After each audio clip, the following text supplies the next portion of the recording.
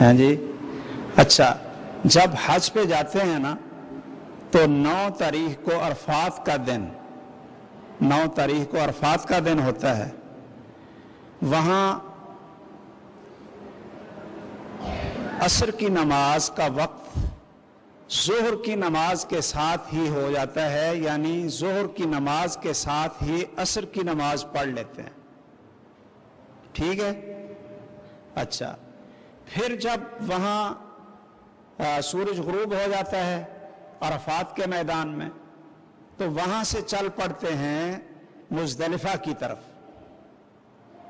مغرب کی نماز عرفات میں نہیں پڑھنی، نہ راستے میں پڑھنی ہے، مزدلفہ میں جا کر عشاء کی نماز کے ساتھ پڑھنی.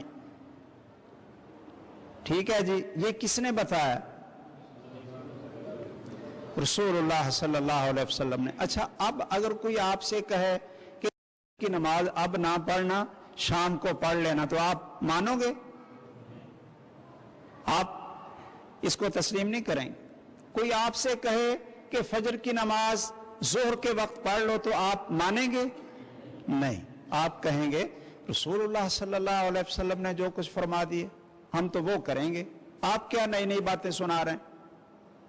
لیکن اگر ایک نماز اللہ کے رسول صلی اللہ علیہ وسلم اور صحابہ کرام نے دوسری نماز کے ساتھ پڑھی ہے تو وہاں ہم سر جھکا دیں گے اور ہم کہیں گے کہ چونکہ رسول اللہ صلی اللہ علیہ وسلم نے ایسے کیا ہے تو پھر یہ نہ آپ کہیں جی میرا دل نہیں مانتا، وہ میرے مولوی صاحب نے یہ نہیں کہا، وہ میرے امام صاحب نے یہ نہیں کہا.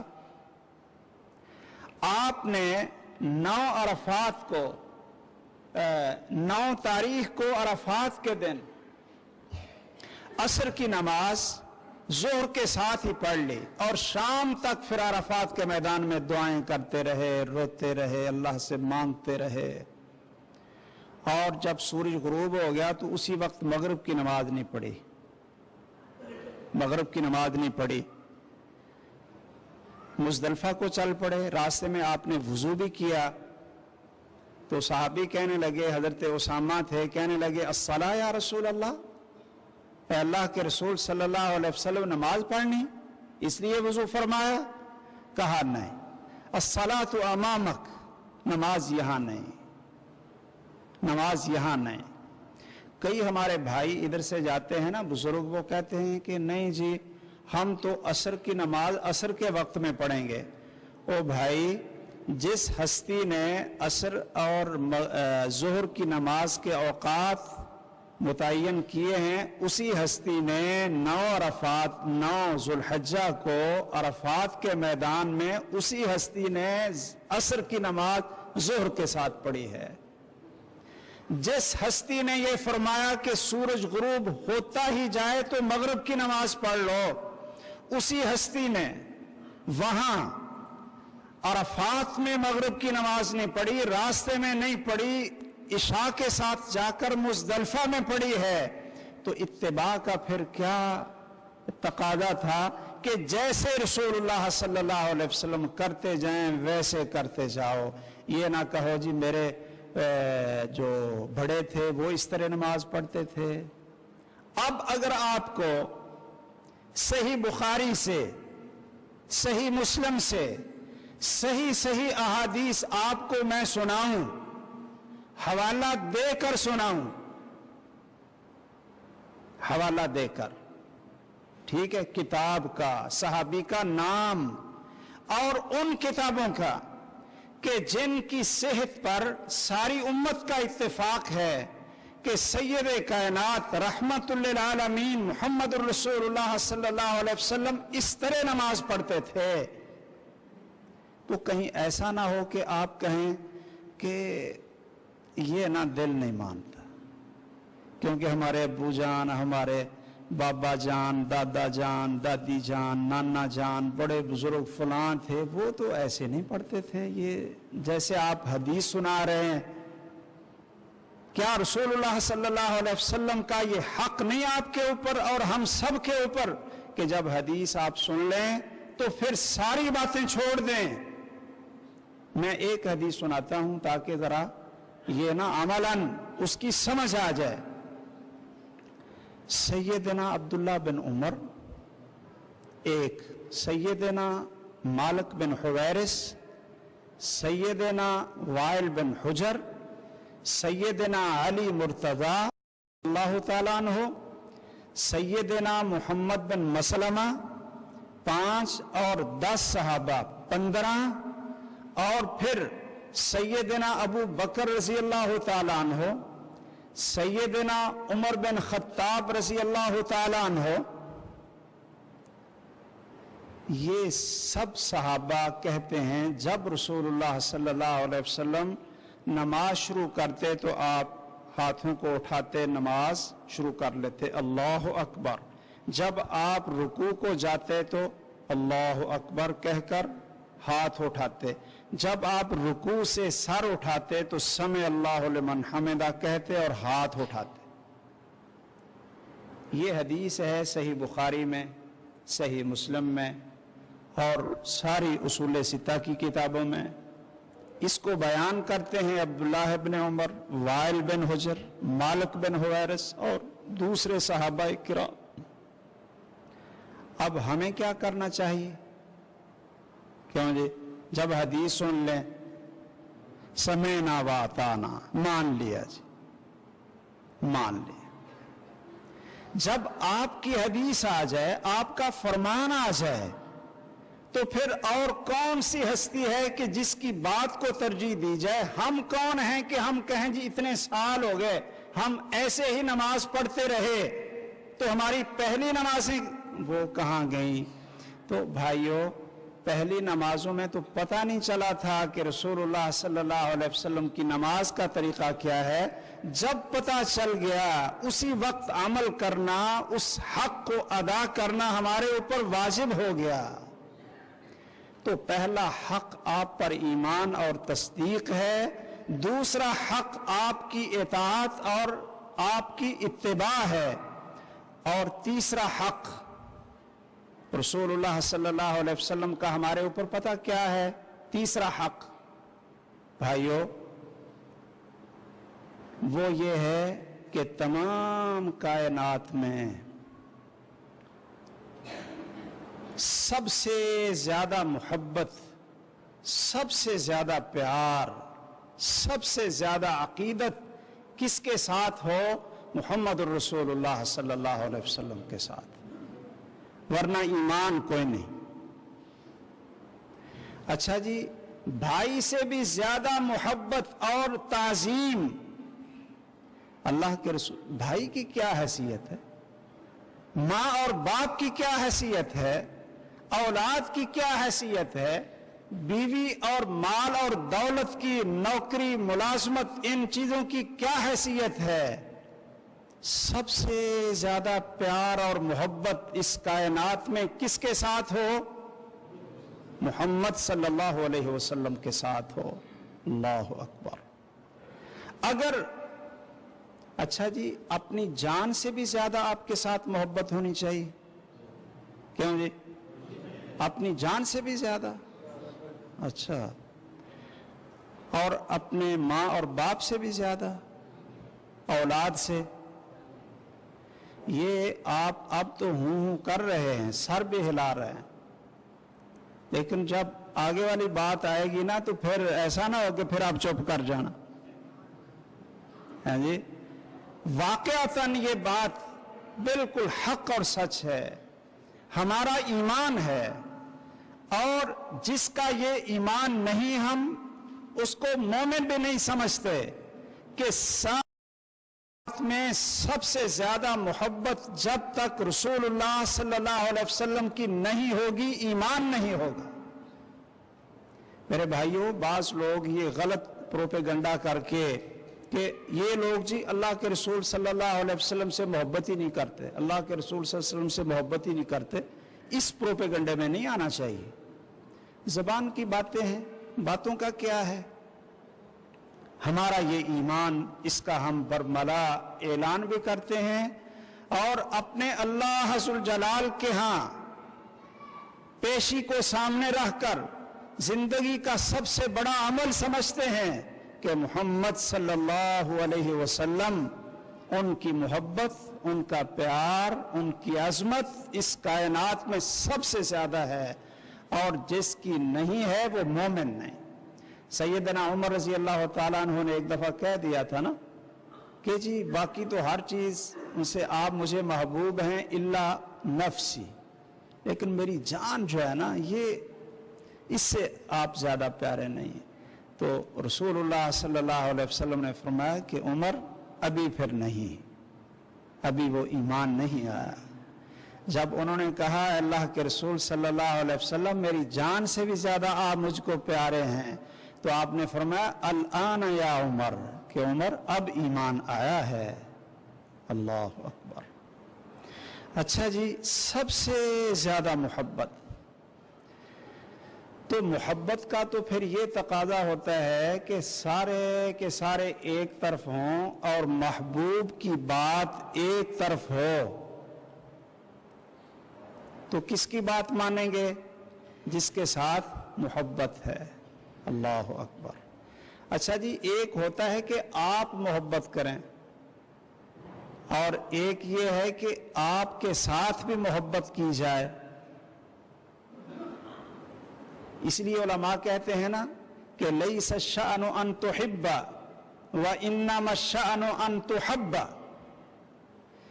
او بھائیو، کمال یہ نہیں کہ آپ محبت کا دعویٰ کریں، کمال ہے کہ آپ محبت کا دعویٰ کریں اور ساتھ انما الشأن ان تحب، کہ آپ محبوب بھی بنیں۔ آپ کہیں جی مجھے اپنے رشتہ داروں سے بڑی محبت ہے، اور رشتہ داروں سے پوچھیں تو وہ کانوں کو ہاتھ لگاتے ہیں کہ بس جی اس کے قریب نہیں جانا، اللہ ہی معاف کرے، اس سے بچ کر رہنا، اس کی چھری بڑی تیز ہے۔ آپ کہتے بھی ہیں جی مجھے بڑی محبت ہے، بڑی محبت۔ انما الشأن ان تحب، آپ کہتے رہیں کہ مجھے اللہ اور اس کے رسول سے بڑی محبت ہے، بڑی محبت ہے۔ اب اللہ تعالیٰ سے پوچھیں، اللہ کے رسول صلی اللہ علیہ وسلم سے پوچھیں گے کہ آپ کو بھی اس سے محبت ہے، تو وہ کہیں کہ نہیں، اس پر تو لعنت اور پھٹکار ہے۔ صرف محب بننا، اس کا دعوے دار بننا، یہ کافی نہیں ہوتا۔ ان تحب، آپ کام ایسے کریں کہ آپ اللہ کے محبوب بنیں اور اللہ کے رسول صلی اللہ علیہ وسلم کے محبوب بنیں۔ میں ایک حدیث آپ کو سناتا ہوں۔ حضرت عبد الرحمن بن ابو قراد رضی اللہ تعالیٰ عنہ، وہ فرماتے ہیں کہ ہم نے ایک دفعہ دیکھا رسول اللہ صلی اللہ علیہ وسلم کو کہ آپ وضو کر رہے تھے، اور صحابہ کرام رضی اللہ تعالیٰ عنہم آپ کے وضو کے پانی کے قطرے زمین پر نہیں گرنے دیتے تھے، اٹھا کر ہاتھ نیچے کر کے اپنے جسم پر وہ مل لیتے تھے۔ یہ محبت کا بڑا اچھا انداز ہے۔ آپ کے جسم اطہر سے گرے ہوئے قطرے وضو کرتے ہوئے زمین پہ نہیں گرنے دیتے تھے، اپنے ہاتھوں میں لے کر اپنے جسم پہ مل رہے تھے۔ آپ نے پوچھا ما یحملکم علی ھذا، کہ اے میرے صحابہ ایسا کیوں کرتے ہو؟ کیوں جی ایسا کیوں کرتے ہو؟ تو صحابہ کرام نے پتہ کیا کہا لحب اللہ وحب رسولہ صلی اللہ علیہ وسلم، اللہ اور اس کے پیارے رسول صلی اللہ علیہ وسلم سے محبت کی وجہ سے ایسا کرتے ہیں۔ یہ جواب تو ٹھیک، لیکن کیا آپ کے جسم اطہر سے گرنے والے پانی کے قطرے جسم پر مل لینے سے محبت پوری ہو جائے گی؟ کہ اگر تم وہ کر لو تو پھر تمہاری اللہ اور اس کے رسول سے محبت ہو جائے گی، اور اللہ تعالیٰ اور اس کے رسول کی تمہارے ساتھ محبت ہو جائے گی۔ کیوں جی محب بھی بن جاؤ گے اور محبوب بھی بن جاؤ گے، محب بھی بن جاؤ گے اور محبوب بھی بن جاؤ گے۔ صحابہ کرام تو ایسی چیزیں وہ تو تلاش کرتے رہتے تھے، کہنے لگے بلا یا رسول اللہ صلی اللہ علیہ وسلم، کیوں نہیں اللہ کے رسول صلی اللہ علیہ وسلم ضرور بتلاؤ۔ تو آپ نے پھر 3 چیزیں بتلائیں۔ کیوں جی آپ بھی چاہتے ہیں نا کہ ہماری محبت ہمارے دلوں میں اللہ تعالیٰ اور اللہ کے رسول سے محبت ہو جائے اور ان دونوں کی ہمارے ساتھ محبت ہو جائے، ہم ان کے محبوب بھی بنے اور وہ ہمارے محبوب بنے، یہ ہم سارے چاہتے ہیں نا۔ اچھا، یہ پھر اکیلا نا جھنڈیاں لگانے سے کام نہیں ہوگا، ہاں جی، جھنڈیاں لگانے سے کام نہیں ہوگا، دیگ پکانے سے کام نہیں ہوگا۔ یہ پتہ کس سے کام ہوگا؟ سنیے، فرمایا فَلْيَصْدُقْ حَدِيثَهُ إِذَا حَدَّثَ وَلْيُؤَدِّ أَمَانَتَهُ إِذَا تُؤْمِنَ وَلْيُحْسِنْ جِوَارَ مَنْ جَاوَرَهُ۔ یہ تین کام کرو، پھر یہ بڑے مشکل کام ہیں جی۔ جسم پر پانی مال لیں یہ تو آسان سا کام ہے، جھنڈی شنڈی لگا لیں، سائیکل پہ جی جا رہے ہیں، کون جی؟ یہ محب رسول جا رہے ہیں۔ اچھا، آپ نے فرمایا یہ تین کام کرو، یہ تین کام، محبوب بھی بنو گے، محب بھی بنو گے، لیکن کریں کیا؟ یہ کام مشکل بڑے ہیں جی۔ پہلا کام حدیث میں آپ نے جو فرمائے فَلْيَصْدُقْ حَدِيثَهُ إِذَا حَدَّثَ، کہ جب بات کریں تو سچ بولیں۔ ہاں جی، جب بات کریں تو سچ بولیں۔ اب مجھے بتائیے کہ وہ جھنڈی لگانا آسان ہے یا بولنا آسان ہے؟ کوئی بھائی یہ یا بزرگ یا بھائی کوئی کہہ سکتا ہے کہ میں نے زندگی میں کبھی جھوٹ نہیں بولا، جھوٹ کبھی نہیں بولا؟ کیوں جی؟ ہیں؟ کوئی نہیں بول رہا۔ یہ بابا جی سوچ رہے ہیں کوئی کہ میں یعنی بابا جی کو پوچھ رہے ہیں اپنے ساتھی سے کہ میرے بھائیوں کتنا مشکل کام ہے کہ بیٹا ہو، بھائی ہو، زمین کا جھگڑا ہو، اس میں پھنسے ہوئے ہوں اور باپ کو یا بھائی کو گواہی دینی پڑ جائے تو وہ اپنے بیٹے اور بھائی کے خلاف گواہی دے گا؟ کیوں جی؟ عدالت میں جج کے سامنے جا کر یہ کہے کہ جج صاحب ٹھیک ہے یہ میرا بیٹا ہے لیکن یہ جھوٹ بولتا ہے، کیوں جی؟ ٹھیک ہے یہ میرا بھائی ہے، زمین کا جھگڑا ہے، پلاٹ کا جھگڑا ہے، لیکن یہ جھوٹ بولتا ہے، میری گواہی اس کے خلاف ہے۔ ہاں جی، کوئی ہے؟ جھنڈیاں لگا کر ہی سارا پیار اور ساری محبت آ گئی۔ فَلْيَصْدُقْ حَدِيثَهُ إِذَا حَدَّثَ، جب بات کریں اگر اللہ کے رسول سے سچی محبت ہے تو جھوٹ نہ بولیں۔ وَلْيُؤَدِّ أَمَانَتَهُ إِذَا تُؤْمِنَ، اور اپنی ذمہ داری کو پورا ادا کریں، امانت کے اندر خیانت نہ کریں۔ ایک خیانت ہوتی ہے مالی، آپ کے پاس کسی نے امانت رکھی ہو، آپ اس میں خیانت نہ کریں۔ اس طرح کے تو ہمارے کافی بھائی ہوں گے، کیوں جی؟ مالی امانت ادا کرنے والے۔ ایک امانت ہوتی ہے راز کی امانت، کیوں جی؟ راز کی امانت، کہ کسی نے آپ کو راز بتلا دیا تو آپ اس کو افشا نہ کریں، وہ آپ کے سینے میں ایسا دفن ہو کہ قبر تک ساتھ جائے۔ کیوں بھئی؟ یہ آپ کسی کے راز کی حفاظت بھی کر لیتے ہیں، یا وہ عورتوں کی طرح کہتے ہیں بی بی جی یہ بات بس میں نا آپ کو بتانے لگی، یہ آپ نے اور نہیں کسی کو بتانے۔ بھئی جب وہ بات بتا دی ہے تو وہ راز رہے گے؟ کیوں بھائی؟ آپ کہتے ہیں بھائی جان میرے دوست بس میں آپ کو ہم راز سمجھ کر یہ بات بتا رہا ہوں، یہ ایسا خائن بددیانت ہے۔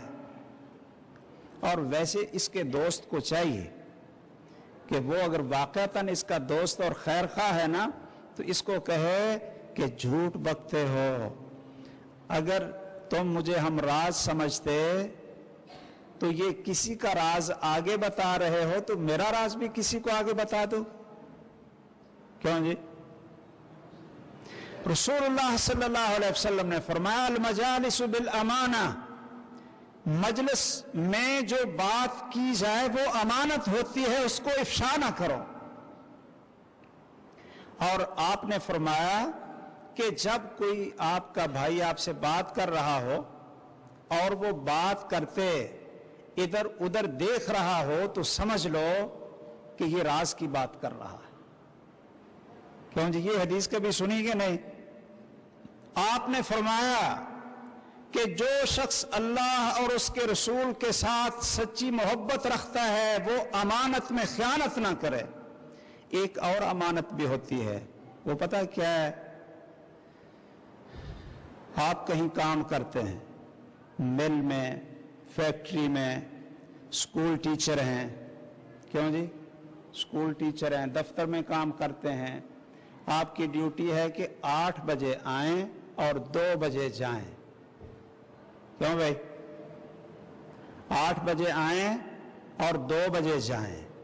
अब आप क्या करते हैं कि आए 10 बजे, लिख लिया 8 बजे, बैठे भी रहे लेकिन सही तरीके से काम ना किया। क्यों जी? ये अमानत में खयानत है या नहीं? ये अमानत में खयानत है या नहीं? और आना 2 बजे था, छुट्टी करके पहले ही आ गए। किसी हाजिरी लगाने वाले को पैसे देकर सारे दिन की हाजिरी लगा ली। अल्लाह अकबर। मुसलमानों की हालत देखते हैं ना तो हकीकत है कि रोना आता है, रोना आता है। ये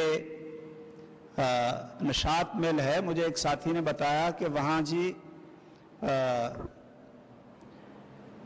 5,000 रुपया तनख्वाह मिलती है। अगर 1,000 रुपया आप हाजिरी लगाने वाले को दे दें तो वो हर रोज आपकी हाजिरी लगा दिया करेगा। 5,000 आपको मिल जाएगा, 1,000 उसको दे दिया कर। घर में बैठे बैठे ही 5,000। मेरे भाइयों, ये अमानत है, ये जिम्मेदारी अदा की, लानत ऐसी कमाई पर और ऐसी जिम्मेदारी के ऊपर कि जिस लालच ने इससे अमानत और दयानत को खत्म कर दिया। आपने फरमाया कि जब बात करो सच बोलो, जब कोई जिम्मेदारी अमानत आपको सौंपी जाए तो उसको अदा करो। वल युहसिन जिवार मन जावरहु, और अपने पड़ोसी के साथ हुस्ने सुलूक करो। तो रसूलुल्लाह सल्लल्लाहु अलैहि वसल्लम की मोहब्बत, ये तीसरा आपका हक है। और जब आपसे मोहब्बत हो तो फिर आपकी औलाद से भी मोहब्बत होनी चाहिए, आपके महबूबों से भी मोहब्बत होनी चाहिए। क्यों जी?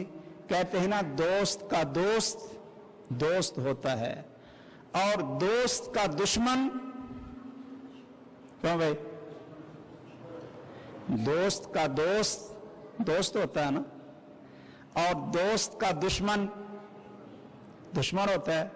जो आपके बाप का दोस्त है वो आपका भी दोस्त है, जो आपके बाप का दुश्मन है वो आपका भी दुश्मन है। जब रसूलुल्लाह सल्लल्लाहु अलैहि वसल्लम से सारी कायनात से बढ़कर मोहब्बत है तो फिर आपकी औलाद के साथ भी मोहब्बत होनी चाहिए, और आपकी बीवियों के साथ भी हमारी अकीदत, एहतराम और मोहब्बत होनी चाहिए, इसलिए कि वो रसूलुल्लाह सल्लल्लाहु अलैहि वसल्लम की अज़वाज मुतहरात थी और हमारी माएँ हैं। हमारी क्या हैं? माएँ हैं। और रसूलुल्लाह सल्लल्लाहु अलैहि वसल्लम के दोस्तों से हमारी मोहब्बत और दोस्ती होनी चाहिए, जिनमें सबसे पहले नंबर पे सैयदना अबू बकर सिद्दीक हैं, फिर उमर फारूक हैं, फिर उस्मान गनी हैं, फिर सैयदना अली रज़ी अल्लाह तआला अन्हु हैं, फिर अशरा मुबशरा हैं। उनसे हमें मोहब्बत रखनी चाहिए कि नहीं? और जो आपके दुश्मन थे उनके साथ हमारी दुश्मनी है या नहीं? अगर दुश्मनी नहीं होगी, अल्लाह के दुश्मनों के साथ हमारी दुश्मनी है कि नहीं?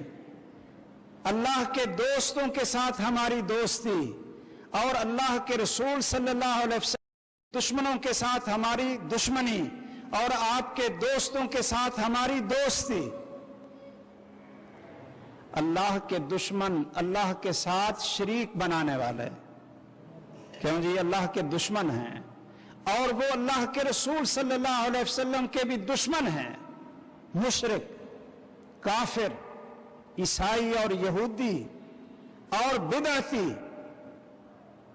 وہ اللہ کے رسول کے دشمن ہیں، تو ہم ان سے دوستی اپنی بنا سکتے ہیں؟ ابو جہل سے کوئی دوستی کرے، ابو جہل سے کوئی دوستی کرے اور یہ بھی کہے جی مجھے رسول اللہ صلی اللہ علیہ وسلم سے بھی بڑی دوستی ہے اور ابو جہل سے بھی بڑی دوستی ہے، تو کیا خیال ہے یہ دوستی ہوگی؟ یہ محبت ہوگی؟ یہ ہے وہ منافقین والا حساب، یہ ایمان والا درجہ نہیں ہے. رسول اکرم صلی اللہ علیہ وسلم کے حقوق میں آپ کی تعظیم، آپ کا احترام اور آپ کے حقوق میں رسول اللہ صلی اللہ علیہ وسلم کے اوپر کثرت کے ساتھ درود اور سلام، کثرت کے ساتھ آپ کا ذکر اور آپ سے ملنے کا شوق، یہ ہم سب کی تمنا اور دعا ہے نا کہ یا اللہ ہمیں جنت میں محمد صلی اللہ علیہ وسلم کی زیارت نصیب فرمانا، جنت میں محمد الرسول اللہ صلی اللہ علیہ وسلم کا ساتھ نصیب فرمانا. یہ ہم سب کی تمنا اور چاہت اور دعائیں ہیں یا نہیں؟ کیوں؟ اس لیے کہ ہمیں ان سے پیار ہے. اور وہ کیسا محب ہوتا ہے جس کو اپنے محبوب کو ملنے کی تمنا نہ ہو اور وہ دعائیں نہ کرے، کوشش نہ کرے. رسول اللہ صلی اللہ علیہ وسلم کے ہمارے اوپر بہت سے حقوق ہیں اور حقیقت یہ ہے ان سب کا خلاصہ کہ اپنی زندگی کو قرآن کریم اور رسول اللہ صلی اللہ علیہ وسلم کی سنت کے مطابق بنا لیں، اپنے دل میں ان کی سب سے زیادہ محبت کو سجا لیں اور اپنی زندگی آپ کی سنت کے مطابق بنا لیں، عقیدے کو صحیح کر لیں، شب و روز اپنے ان کی اتباع کے اندر گزاریں.